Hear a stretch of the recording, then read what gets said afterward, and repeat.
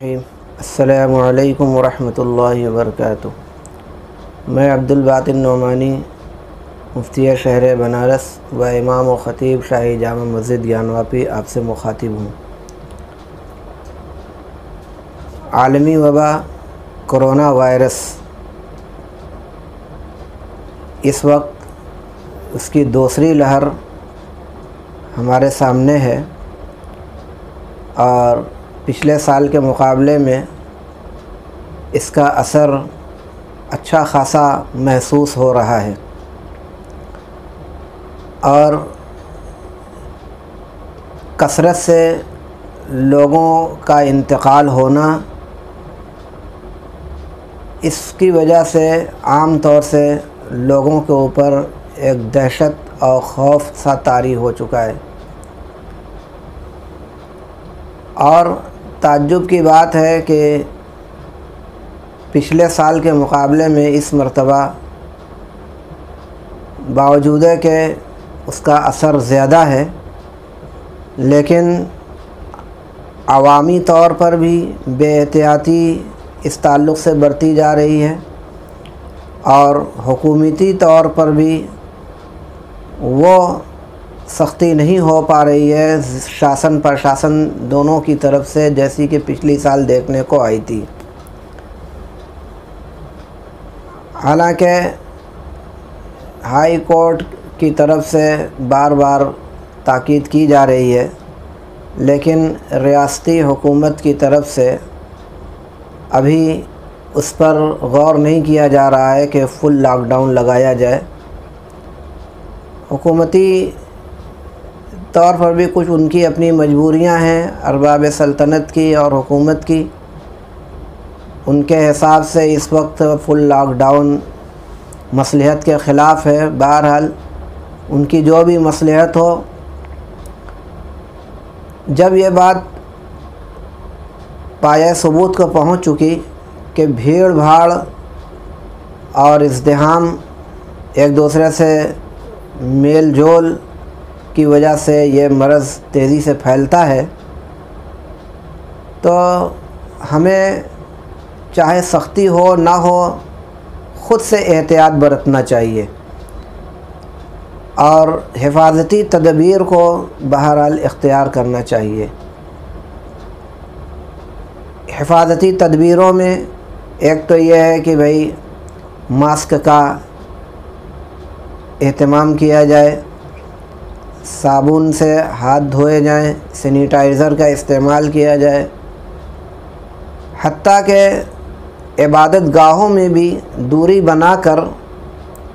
عبادتیں کی جائیں، اور اس کے ساتھ ساتھ جتنا کم سے کم ہو سکے تعداد مسجدوں میں یا بازاروں میں یا اور جگہوں پہ اکٹھا کی جائے۔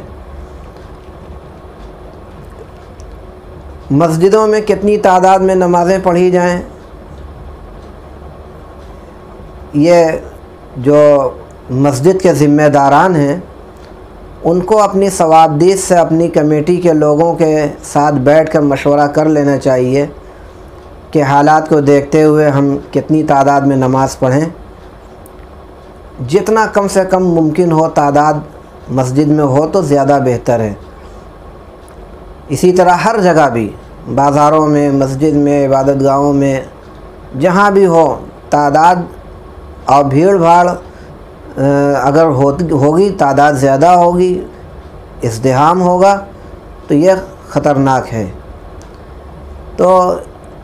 میری تمام ہی لوگوں سے اپیل ہے کہ موجودہ صورتحال پر ذرا سنجیدگی سے غور کیا جائے اور مساجد میں تعداد کو لے کر ذرا سنجیدگی سے غور کیا جائے۔ مساجد کے جو ذمہ داران ہیں وہ اپنی کمیٹی کے لوگوں کو بیٹھال کر مشورہ کریں اور اپنی ثوابدید سے مطابق جتنا کم سے کم تعداد ہو سکے متعین کر کے نماز پڑھنے کا اہتمام کریں، اور وہ بھی دوری بنا کر اور ماسک وغیرہ کا استعمال کرتے ہوئے، اور اس کے علاوہ بھی بلا ضرورت بازاروں میں، مارکیٹوں میں، بھیڑ بھاڑ کی جگہوں پہ جانے سے قطعی طور پر گریز کیا جائے۔ ہمیں امید ہے کہ میری ان گزارشات پر غور کیا جائے گا۔ اس کے ساتھ ساتھ اللہ رب العالمین سے دعاؤں کا اہتمام کیا جائے اور صدقہ خیرات کا بھی اہتمام کیا جائے۔ دعا اور دوا دونوں چیزیں ضروری ہوا کرتی ہیں، تو دوا تو تدبیر کے لیے ہوتی ہے اور دعا تو ہر مصیبت پریشانی میں اللہ رب العالمین سے دعا کی جائے، انشاءاللہ اللہ قبول کرے گا اور مصیبتوں کو اللہ تعالیٰ سے راحت ہمیں پہنچائے گا۔ لیکن جیسا کہ حدیث میں بھی آیا ہے اور عام اسلامی تعلیم بھی یہی ہے کہ صدقہ کی برکت سے بہت ساری بلائیں اور مصیبتیں رفع ہو جاتی ہیں، ختم ہو جاتی ہیں۔ تو یہ بات تو بالکل مشہور ہے، تو لہذا صدقہ خیرات کا خوب کثرت سے اہتمام کیا جائے، نفل صدقے کا اہتمام کیا جائے۔ اجتماعی طور پر بھی اہتمام کر سکتے ہیں، انفرادی طور پر بھی۔ اگر اجتماعی طور پر کوئی ذمہ دار آدمی ہے، معتبر آدمی آپ کے دروازے پر آتا ہے اور آپ جانتے ہیں کہ ہاں نیک آدمی ہے، ایماندار ہے اور وہ پیسہ چندہ اتار رہا ہے غریبوں مسکینوں کو تقسیم کرنے کے لیے، تو اس کو نظر انداز نہیں کرنا چاہیے۔ جو کچھ بھی ہو سکے 100 50 10 20 جتنا بھی ہو سکے دینا چاہیے، بشرطے کہ سامنے والا جو آدمی چندہ وصول کر رہا ہے وہ ایماندار ہو اور اس پر یقین ہو کہ ہاں صحیح مصرف میں اس کو خرچ کرے گا۔ تو اجتماعی انفرادی جیسے بھی ممکن ہو صدقے پر خوب زیادہ توجہ کی جائے، دعاؤں کا اہتمام کیا جائے، نماز کا اہتمام کیا جائے اور اللہ رب العالمین سے رجوع کر کے خوب کثرت سے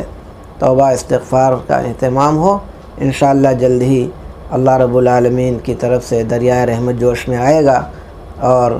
اس پریشانی و مصیبت سے ہم سب لوگوں کو انشاءاللہ نجات ملے گی۔